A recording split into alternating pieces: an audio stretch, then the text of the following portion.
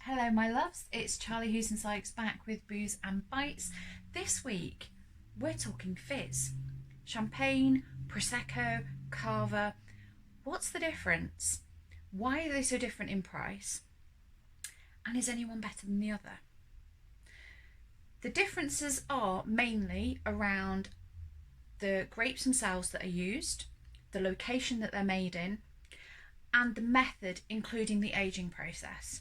So let's start at the beginning with the classic champagne. Champagne is made in the Champagne region of France. It's a blend of 3 different grapes: Chardonnay, Pinot Noir and Pinot Meunier. They're turned initially into a still wine, like a basic white wine, but then they're bottled, and in the addition of yeast and sugar is where we get our fizz.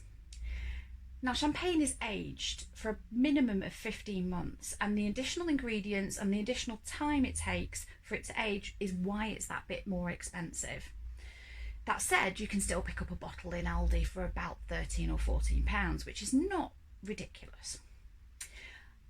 What you get from that slightly longer aging profile is a good consistency of bubbles. It tends to be quite fizzy and it will stay fizzy. You also get a really nice fresh and fruity flavour, and as well that yeast and sugar can often add notes that taste a bit toasty, bready or like brioche.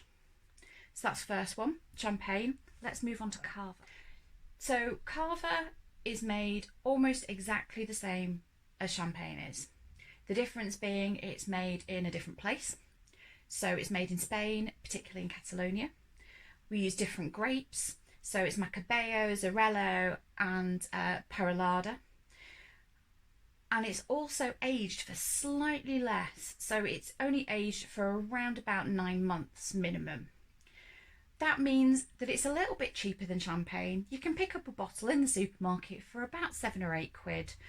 And it also has an impact on the flavour. So whereas we have champagne, which has those biscuit and bready notes, what you have in Cava instead is a bit more zest and more floral notes. And I have to say, it's probably the reason why it's my favourite of the 3. Finally, we have Prosecco. We know this one. This is the one where we go to a bar, we grab a bottle on a Friday night, maybe 15-20 £. We grab a couple of glasses with the girls. It's gone. There's a second bottle, maybe a third.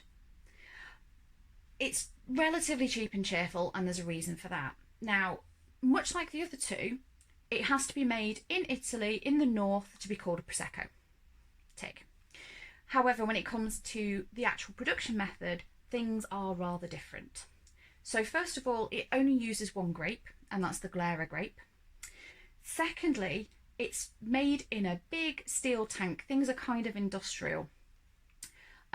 The wine is made, it's fermented, it's done under pressure. That's where we get the fizz from.